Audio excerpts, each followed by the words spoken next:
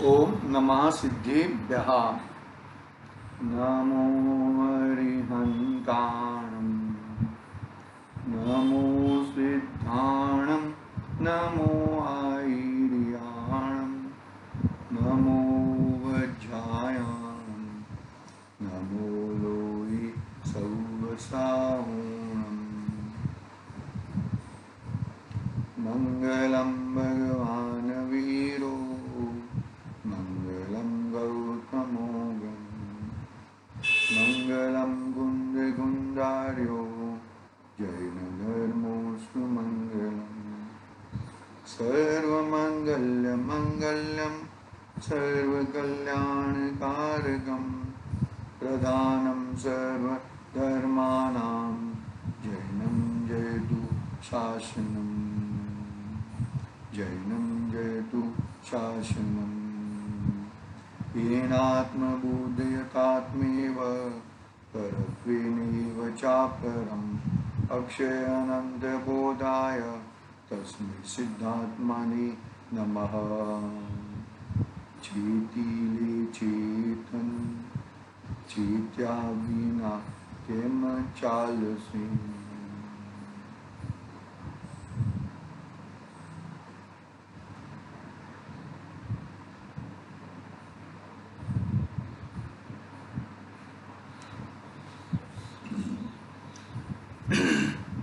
समाधि तंत्र पूज्यपाद स्वामी का महान ग्रंथ, आध्यात्मिक ग्रंथ अपने सामने विराजमान है।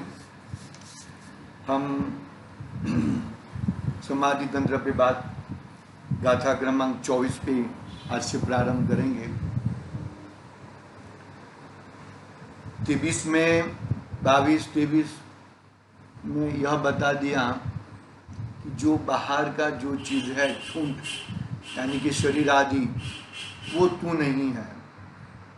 तू तो अतीन्द्रिय ज्ञान वाला है, अरूपी है, अमूर्तिक है, अनंत ज्ञान आदि अनंत गुणों का घनपिंड है। यह बता के आचार्य देव आगे यह बताना चाहते हैं कि जिस आत्मा जो बताया, देखो पढ़ता हूं मैं यहां से उठाने का, जिस आत्मा से तुम स्वयं अनुभव में आते हो, जिस आत्मा से तुम स्वयं अनुभव में आते हो, वह कैसा है। क्या कहा, जरा टेक्निकल शब्द है। जिस आत्मा से तुम स्वयं, तो स्वयं और आत्मा दोनों एक ही है। जिस आत्मा से मतलब जिस ज्ञान से पूरा ज्ञान को पहचानते हो, जिस ज्ञान से वो वहां पर प्रसरा हुआ ज्ञान ही है। तो जिस आत्मा से तुम स्वयं अनुभव में आते हो, कोई दो आत्मा नहीं है यहां पर, आत्मा तो एक ही है। तो प्रथम जो बताया वो तात्कालिक, और दूसरा बताया वो त्रैकालिक। तात्कालिक यानी कि जो अपना ज्ञान स्वभावी आत्मा में से ज्ञान की एक समय की पर्याय निकली, तो वो ज्ञान की एक समय की पर्याय किसको जानती है, कि अपने स्वयं को जानती है। यानी कि ज्ञान की एक समय की पर्याय वो तात्कालिक हो गई, मानी कि वो अभी जस्ट नहीं पैदा हुई, वो बरोबर है। और वो ज्ञान की पर्याय त्रैकालिक को जानती है। तो वो पर्याय भी कमजोर नहीं है, और वो पर्याय, वो एक पर्याय से पूरा त्रैकालिक का ज्ञान होता है। तो क्या कहते हैं, जिस आत्मा से तुम स्वयं अनुभव में आते हो, वह कैसा है, यह कहते हैं। देखो मैं गाथा क्रमांक 24 यहां से पढ़ रहा हूं मैं। यद भावे सुषुप्तो हम, यद भावे व्युथित पुनः, अतीन्द्रिया निर्देशम तत्स्व संवेद रम्यहम। बोधिपिनादिद्रित्रः जगालखा चैतन, इंद्रिय बिन अव्यक्तं ससंवेदनघम ससंवेदनघम। देखो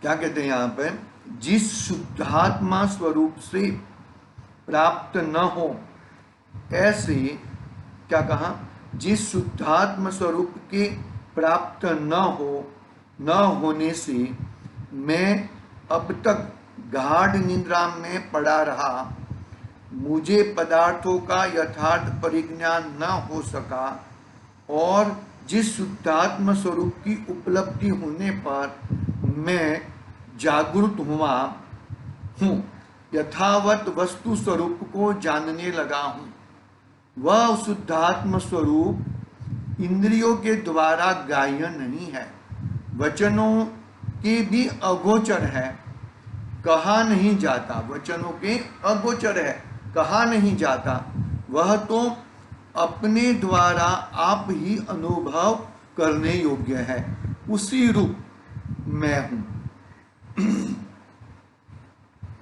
अनादि से मैं, गाथा क्रमांक याद करो सुमेशार गंधाधिराज की, अनादि से मैं दूसरे की चादर लेके उड़ रहा था। क्या कहा, दूसरे की चादर, धोबिका है ना, धोबिका उदाहरण, गाथा क्रमांक शायद 34 नंबर की ही है, 34 नंबर की। तो क्या कहा, मैं गाढ़ निद्रा में सो रहा था, यानी अज्ञानता में सो रहा था, दूसरे की चादर ओढ़ के सो रहा था।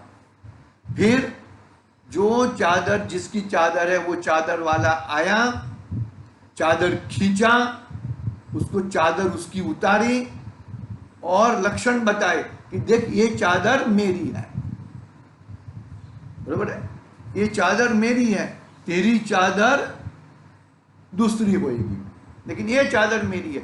ऐसे ही यहाँ पे देख, अब तक गाढ़ निद्रा में पड़ा रहा था, अभी तक पर पदार्थों में, इंद्रियों में, 5 इंद्रियों के विषयों में, उसमें पड़ा रहा था, मुझे पदार्थों का यथार्थ परिज्ञान न हो सका, मेरे पदार्थ का, मेरे वस्तु का यथार्थ ज्ञान न हो सका, और जिस शुद्धात्म स्वरूप की उपलब्धि होने पर मैं जागृत हुआ। कहां पे जागृत हुआ मैं, जब ये मालूम पड़ा कि भाई ये तो जो ठूंठ है, जो शरीर है, वो तो 5 इंद्रियों से बना हुआ है, और स्पर्श रस गंध वर्ण आदि से वो उसकी चादर है, और मेरी चादर तो अतीन्द्रिय ज्ञान घन हूं, मैं ज्ञानवान हूं, ज्ञानमय मेरी चादर है।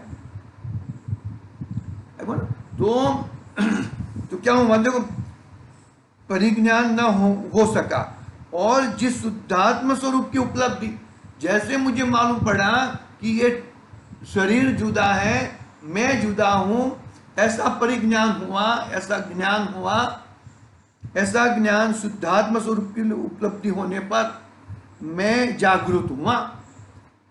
मालूम पड़ा ना, इस तरह मैं जग गया।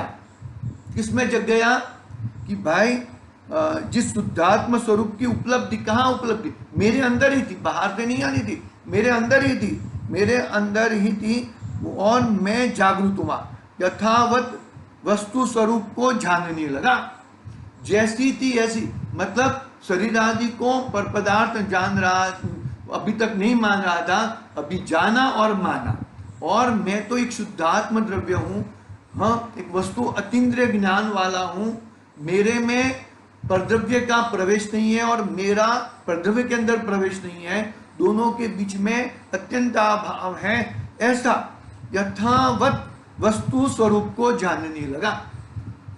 इतना ही बस है। पहले उल्टी मान्यता थी, अभी सीधी मान्यता हुई। ज्ञान वही है, कोई नया ज्ञान नहीं आ जाता, कोई नई चीज नहीं आ जाती।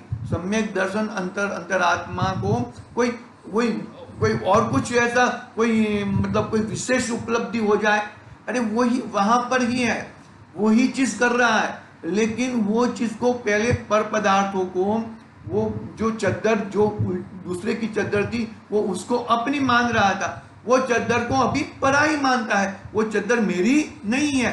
ठीक उसी तरह शरीर आदि को पहले अपना मान रहा था, उसी तरह शरीर आदि को अभी दूसरे का मानता है। मतलब मेरा नहीं है, दूसरे का नहीं है, लेकिन पर पदार्थ का है, उद्गल पदार्थ का है।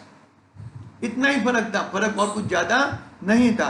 यथावत वस्तु स्वरूप को जानने लगा हूं, जैसा है ऐसा वस्तु स्वरूप को मैं जानने लगा हूं।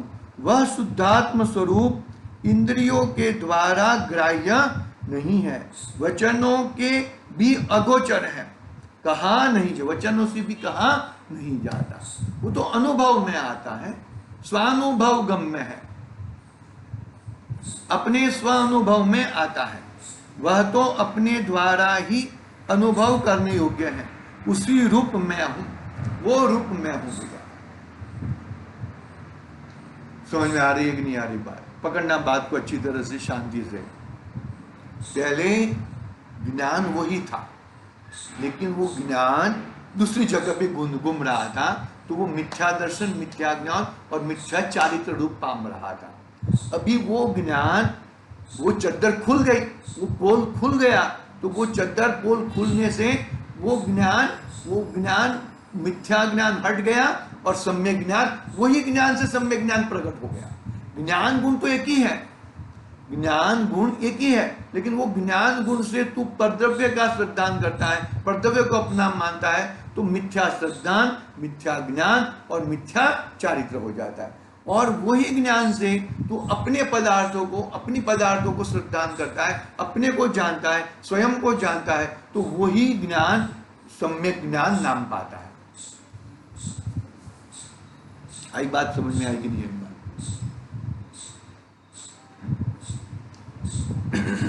वह शुद्धात्म स्वरूप इंद्रियों के द्वारा ग्राह्य नहीं है, वचनों के भी अगोचर है, कहा नहीं जाता। क्या कहा नहीं जाता? शब्दों में नहीं आता वो चीज, वो अशब्द है। पूरा समय सार का अंदर भरा हुआ है, याद रखना ये चीज। जो चीज, क्योंकि भाई बात तो एक ही है ना, बात तो वही है। जिनवाणी कौन सी भी, कैसी भी जिनवाणी, मतलब कौन सा भी ग्रंथ रहने दो, लेकिन बात तो वितरागता की आने वाली है ना। शब्दों से मैं जान सकूं, अशब्द हूं मैं, अरस हूं मैं। व्यक्त के बोल याद कर लो। वचनों से भी अगोचर है, कहा नहीं जाता। वह तो अपने द्वारा, यानी कि मेरे ज्ञान द्वारा आप ही अनुभव करने योग्य है। मेरे अपने द्वारा आप ही अनुभव करने योग्य है, उसी रूप में हूं। एक बात समझ में भैया? पकड़ना बात को अच्छी तरह से, शांति से, धीरज पूर्वक। जैसे हम अनादि से बाहर में भटक रहे थे, उल्टी जगह पे घूम रहे थे, फिर मालूम पड़ा कि हम जो घूम रहे हैं वो तो उल्टा मार्ग है, संसार मार्ग है, तो तत्कालिक वो छूटना चाहिए। नहीं भाई, थोड़ी देर के बाद में, ऐसा नहीं, तात्कालिक इमीडिएटली छूटना चाहिए, इमीडिएटली यू टर्न मारना चाहिए। यू टर्न मारते कि नहीं मारते? गाड़ी लेके निकले हो, जाना हो अहमदाबाद, और अहमदाबाद जाने के लिए भाई हम तो निकल गए उस तरफ, साउथ की तरफ चले गए, तो वहां से मालूम पड़ा कि नहीं, ये अहमदाबाद जाने का मार्ग नहीं है, वहां से यू टर्न मारते हैं, या वहां से दूसरा कोई रास्ता निकलता है तो वहां से चले जाते हैं। आई बात समझ? ऐसा करना चाहिए भैया।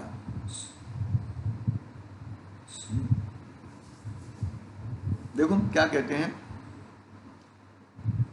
वह शुद्धात्म स्वरूप इंद्रियों के द्वारा ग्राह्य नहीं है, वचनों के भी अगोचर है, कहा नहीं जाता।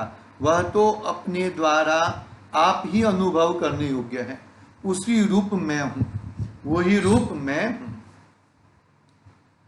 पकड़ना बात को अच्छी तरह से, शांति से, धीरज पूर्वक, तो हम अपना कार्य कर सकते हैं।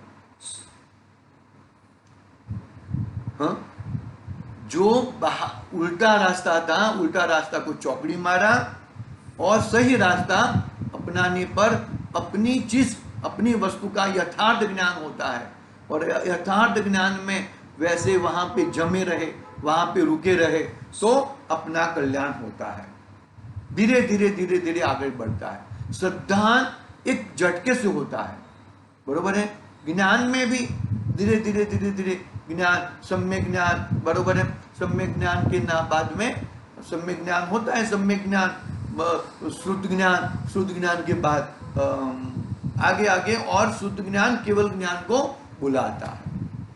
चारित्र की पूर्णता, वितरागता पूर्णता होने के बाद, चारित्र की पूर्णता कब होती है? वितरागता प्रकट, पूर्ण वितरागता प्रकट होने के बाद चारित्र की पूर्णता होती है। श्रद्धान एक झटके होता है, ज्ञान आगे आगे परिपूर्ण होता है, उसके पहले चारित्र पूर्ण होता है, वितरागता प्रकट होती है, फिर ज्ञान पूर्ण होता है। 12वें गुणस्थान में वितरागता पूर्ण, चारित्र गुण की पूर्ण परिपक्वता, चारित्र गुण पर परिपूर्ण हो जाता है। और सम्यक ज्ञान जो था, ज्ञान गुण जो सम्यक हुआ था, वो केवल ज्ञान में बाद में 13वें गुणस्थान में केवल ज्ञान प्रकट होता है, बरोबर है। ये अंतरात्मा में पहले आएगा, फिर परमात्मा बनेगा। अंतरात्मा की चर्चा चल रही है। 15वीं गाथा से आचार्य देव ने अंतरात्मा की चर्चा प्रारंभ की है। देखो टीका पढ़ते हैं हम। जिस शुद्ध ससंवेदन रूप के अभाव से, देखो कैसी बात करते हैं, संवेदन, ससंवेदन, पहले उसका अभाव था, अर्थात उसको अनुपलब्धि में, किसके अनुपलब्धि में? शुद्ध ससंवेदन ज्ञान अनुपलब्धि में, अप्राप्ति में सो रहा था। अर्थात यथावत पदार्थ परिज्ञान का अभाव जिसका लक्षण है, ऐसी निंद्रा में गाढ़ धीरा हुआ था, लिपटा हुआ था, और जिसके सद्भाव में, यथार्थ जिसके तत्स्वरूप के सद्भाव में, प्राप्ति में, जिस स्वरूप का अनुभव होने पर मैं जागृत हुआ, विशेष रूप से जागृत हुआ, अर्थात मैं यथावत स्वरूप के परिज्ञान स्वरूप में परिणमित हुआ, ऐसा अर्थ है। बस समझ में, पहले स्वसंवेदन ज्ञान अंदर पड़ा था, ज्ञान गुण पड़ा था, श्रद्धा गुण पड़ा था, लेकिन श्रद्धा गुण से मिथ्या श्रद्धा कर रहा था, मिथ्या ज्ञान कर रहा था, मिथ्या चारित्र कर रहा था।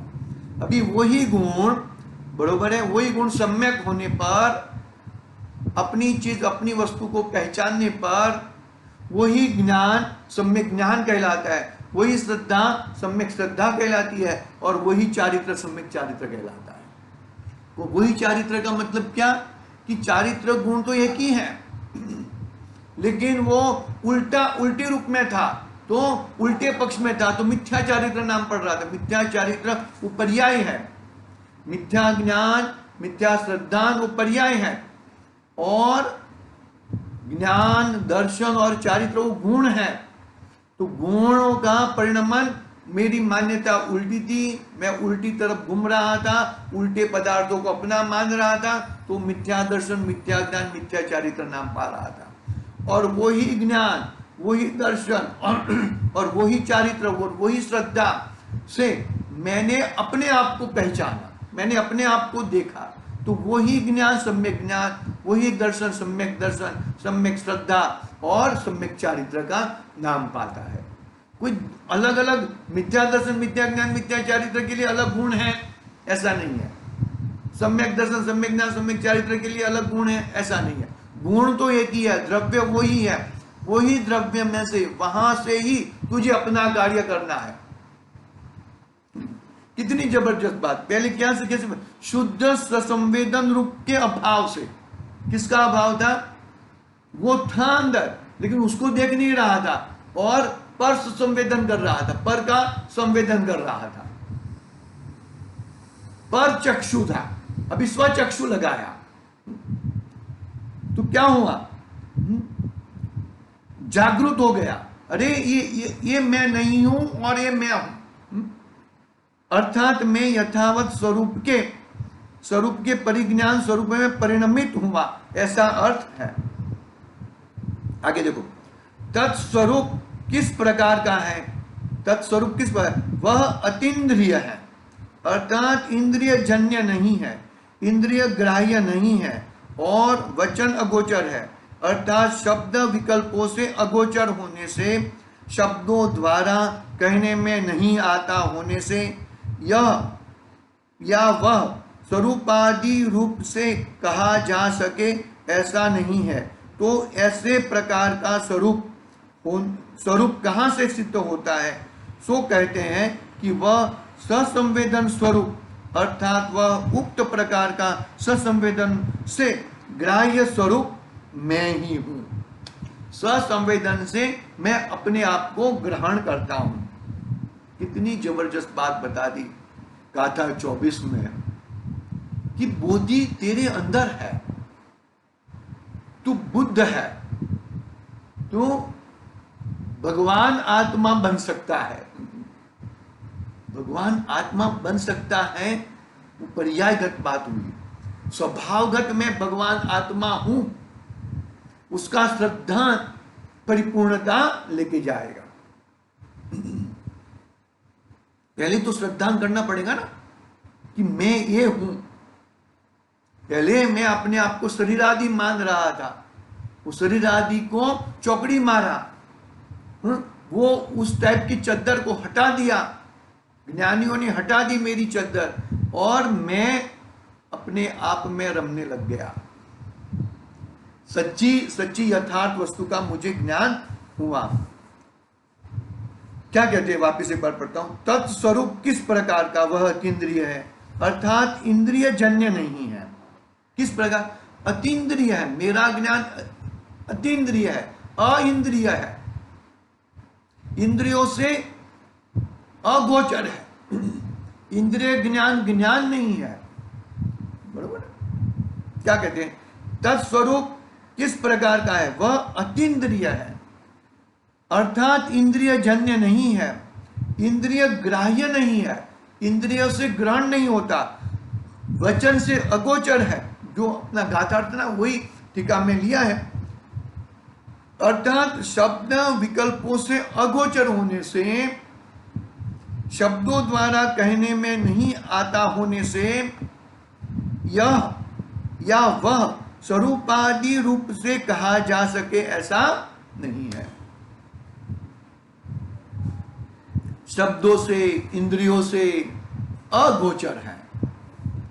तो क्या ऐसे प्रकार का स्वरूप कहां से सिद्ध होता है? सो कहते हैं कि वह स्वसंवेदन रूप, स्वसंवेदन स्वरूप, अर्थात वह उक्त प्रकार का ससंवेदन से ग्राह्य स्वरूप, वह मैं हूं, वो मैं हूं और कुछ मैं नहीं हूं।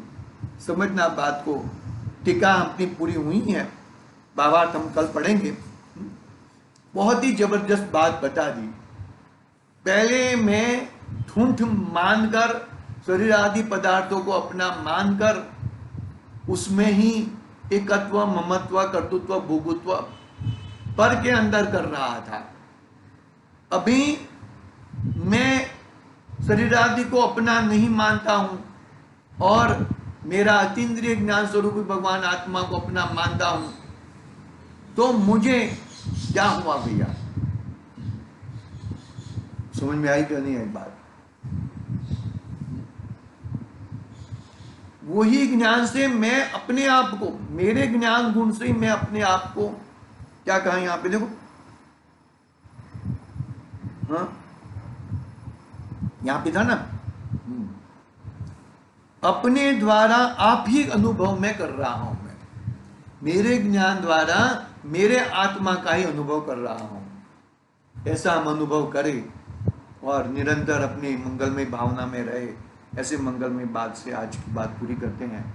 ओम नमः सिद्धिभ्यः। निज निधि निज में बताई, यह अनंत उपकार।